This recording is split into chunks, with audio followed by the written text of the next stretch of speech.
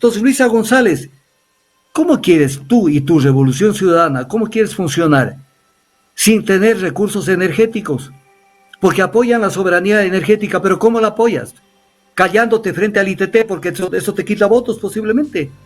Esto te hubiera dado votos, diciendo hay que ser responsables, porque el gobierno de Correa el 15 de octubre del 2013 dejó de lado la iniciativa Yasuní ITT. ¿Por qué la dejó de lado?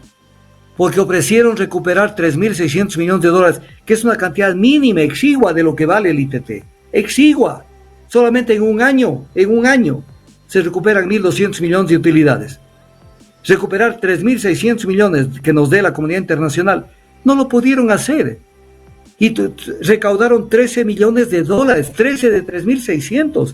Lo dijo Andrés Arauz, salvo el proceso venezolano y salvo limitados esfuerzos en materia de derechos humanos, no se ensayó una transformación ideológica de las Fuerzas Armadas. A ver cómo les cayó el dedo. La transformación ideológica de las Fuerzas Armadas es negativa y repulsiva cuando ésta se presta al servicio de intereses de la oligarquía criolla combinados con la oligarquía internacional. Pero sí hay cómo ideologizar a las Fuerzas Armadas. En Ecuador dice, tenemos que ir en avión a ver los billetes a Estados Unidos. Eso es la dolarización, tenemos que ir en avión a cambiar billetes viejos por billetes nuevos. Si nos cierran esa llave, colapsa la economía ecuatoriana. Entonces, quiere Correa, que es el mentor de Luisa González, quiere Correa, le gusta la dolarización, le apesta, no la quiere. Desde luego que hubieron aciertos. Y el mayor acierto de Correa, que de una vez se lo digo, nunca el Ecuador tuvo la presencia de mujeres en un gobierno como la tuvo el gobierno de Correa. Nunca la tuvo. O sea, eso es concreto, contante y sonante y real. Hoy mismo tenemos candidatos que son unos hombres y otros mujeres. Y solamente en el caso de Luisa González al revés. Vamos a tener primer damo, que va a ser, en el caso que sea electo Andrés Arauz, primer damo del Ecuador. Justicia internacional, soberanía e integración. Aquí se meten a hablar nuevamente de la integración latinoamericana. La integración latinoamericana no ha funcionado. Yo siempre he dicho, la integración no es para estar juntos y tomarse la foto los presidentes, sino para hacer cosas juntas. Y hacer cosas juntas tiene dos vertientes.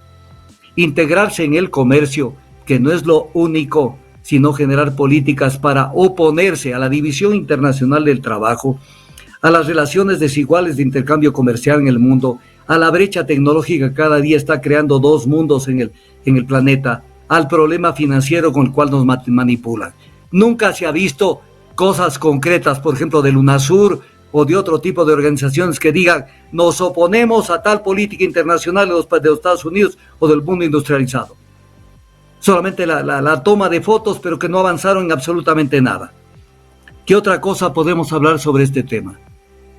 La justicia cognitiva, paja, y la justicia entre generaciones. Pero, respecto de esto hay que decir también otro tema, que es el siguiente. ¿Qué ayuda le dio Rafael Correa y Andrés Arauz, en este caso a Luisa González, cuando en este caso se pusieron a hablar de temas de dolarización en los últimos días? Le crearon una duda a todo el Ecuador. Y no es una duda sobre los ecuadólares, ojo, eso es un tema actual. Andrés Arauz publica en la Universidad Autónoma Nacional de México, en una revista que se llama De Raíz Diversa, revista especializada en estudios latinoamericanos, un documento que se llama La experiencia del Ecuador por Andrés Arauz, límites y desafíos históricos del progresismo en América Latina. Y aquí dice lo siguiente, que claro, los economistas siempre escriben difícil, porque les interesa escribir difícil para que no les entiendan. La rigidez del sistema monetario vigente, en el Ecuador se refiere. O sea, la rigidez del sistema monetario vigente. ¿Cuál es la rigidez del sistema monetario vigente? Tener dólares. Porque el dólar está allí, punto. Y el sucre sí, resuelves un problema con una devaluación. Te piden elevación de salarios. Doy la elevación y devalúo la moneda. Y te pago mejores salarios, pero que no alcanzan la capacidad adquisitiva que tenías antes de la devaluación. La rigidez del sistema monetario vigente, dice Arauz, Es una restricción parcial, aunque enorme, vean esa palabra, para modificar la inserción internacional del Ecuador. ¿A qué se refiere? La incapacidad de modificar los precios relativos y los límites a la expansión monetaria a través del crédito restringe las estrategias de desarrollo. O sea, en el fondo es algo de lo que dijo Correa desde hace tiempos. No tienen moneda y de esa manera, por ejemplo, los costos de las materias primas que se exportan, que ni siquiera son productos manufacturados con valor agregado, se exportan y los costos de producción están en dólares. Entonces se hace poco competitivo o dificulta la competitividad en el mercado internacional. Entonces quieren tener sucres para de esa manera insertarse en el mercado internacional. Eso es lo que no lo dice con claridad Arauz, pero lo dice que hay que entenderlo lo que quiere decir. Para modificar la inserción internacional del Ecuador. Entonces, no les gusta el dólar, díganlo claro. No les gusta el dólar. Incluso en este mismo estudio, Andrés Arauz dijo esto, y escúchenme bien, yo no estoy inventando nada. Salvo el proceso venezolano, y esto que voy a decir, que me escuche todo el mundo y que copie, lo dijo Andrés Arauz, salvo el proceso venezolano y salvo limitados esfuerzos en materia de derechos humanos, no se ensayó una transformación ideológica de las Fuerzas Armadas. A ver cómo les cayó el dedo. La transformación ideológica de las Fuerzas Armadas es negativa y repulsiva cuando ésta se presta al servicio de intereses de la oligarquía criolla combinados con la oligarquía internacional. Pero sí hay cómo ideologizar a las Fuerzas Armadas. Esto lo dijo, y estas son palabras que no las pueden cambiar. Luego vino Correa, dicta una conferencia en Venezuela hace 3 meses, un poco más. Dicta una conferencia y dice, cuidado con que se dolaricen. Cuidado con que se dolaricen. Lo dice textual, compañeras, compañeros, si alguien de izquierda, esto lo dice en Venezuela, les habla de dolarizar la economía venezolana, es un traidor, es un suicida geopolítico. Esto lo dijo, imagínense semejante día, en la conmemoración del Día del Antiimperialismo Bolivariano. Y entonces viene este tema, en Ecuador dice, tenemos que ir en avión a ver los billetes a Estados Unidos. Eso es la dolarización, tenemos que ir en avión a cambiar billetes viejos por billetes nuevos. Si nos cierran esa llave, colapsa la economía ecuatoriana. Entonces, quiere Correa, que es el mentor de Luisa González, quiere Correa, le gusta la dolarización, le apesta, no la quiere. Y obviamente Luisa González no va a hacer lo que no quiera Rafael Correa Delgado. Y lo mismo lo fue y lo dijo en Argentina. Entonces viene la pregunta, la revolución ciudadana, como le dicen, que no es más que UNES, porque aquí no hay ninguna revolución. En primer lugar, aquí la revolución se hace de otra manera. Entonces viene el tema, la revolución ciudadana está de acuerdo con la dolarización. No, dicho por Rafael Correa, dicho por Andrés Arauz. Y además la dolarización se sostiene, ¿cómo se sostiene? Con acciones, con temas concretos, no callando frente al tema del Yasuní, no callando, porque aquí van a tener que responder Raimundo y todo el mundo por el tema del Yasuní, porque han callado frente a un tema de suma gravedad para la economía del Ecuador, de suma gravedad, porque el Ecuador no tiene, como lo reconoce el mismo Correa, no tenemos fábrica de billetes. Y si dejamos de tener autosuficiencia energética, ¿cómo poder, por ejemplo, no solamente para poder importar combustibles, no solamente para meter dólares en el erario fiscal, no solamente eso, sino también para poder tener algo con que pagar la repotenciación de la refinería Esmeraldas? ¿Por qué razón? Porque la refinería Esmeraldas, como dice Fernando Santos Alvite, no es que venga una empresa y dice le meto plata y creen que es filantropía, no va a sacar ni la inversión ni los réditos, las utilidades, que siempre son de este tamaño, para justificar esa inversión.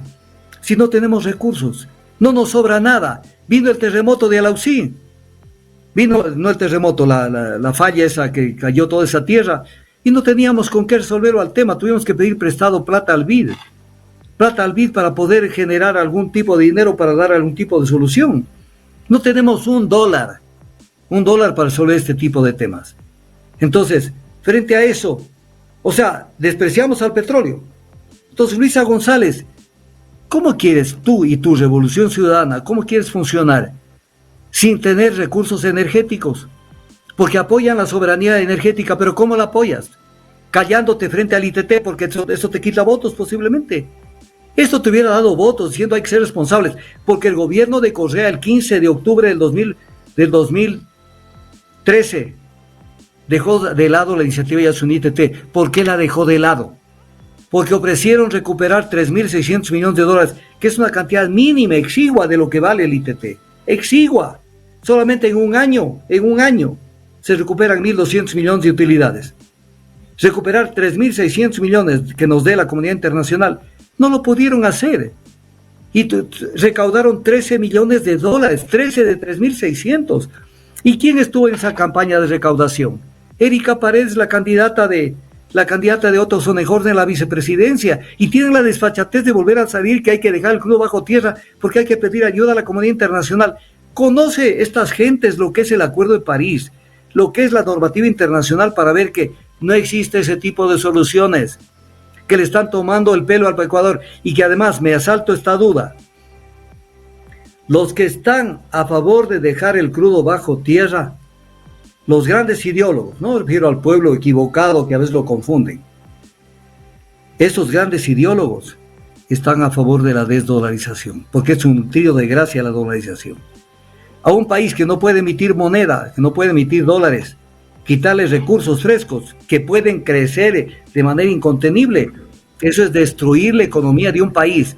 Y todos se han quedado callados, todos frente a este tema han sacado cero, mala letra, cero sobre el tema del Yasuní. Un país funciona con energía, y energía que prevalece es la energía imperante. ¿Por qué el petróleo desplazó al carbón? Por costos. ¿Por qué la energía solar no puede, la energía solar, geotérmica, la energía eólica, la biomasa no lo puede superar el petróleo? Por costos, incluso por la facilidad de utilización. Por ejemplo, ¿cómo poderle meter energía eléctrica a todos los carros en el mundo? No existe esa tecnología y no va a haber en muchísimos años, porque le mienten a la gente y le dicen que a la vuelta de la esquina están las fuentes alternas de energía. Hay un candidato, como Yacu Pérez, que incluso lo dije en la semana pasada, confunde que la energía hidroeléctrica no es una fuente alterna de energía, es una fuente alterna de energía. Pero no conocen de balance energético, no conocen de perspectivas mundiales. Consumen puro clichés y eslogans del mundo internacional. Y no se dan cuenta que en el petróleo durará cientos de años todavía, incluso como materia prima. Ustedes pueden imaginar una ciudad sin pintura. Se puede imaginar Guayaquil sin pintura. ¿Cómo sería la ciudad de Guayaquil sin que se pueda volver a pintar la ciudad? Quito sin que se pueda pintar la ciudad. ¿La pintura de dónde sale? Del petróleo. O sea, el petróleo tendríamos que parquear los carros. ¿De dónde salen las llantas? Del petróleo. Entonces no es un tema de que lo quito porque hay un pajarito, no sé qué y no sé cuánto, que además no hay destrucción ni de la fauna ni de la biodiversidad.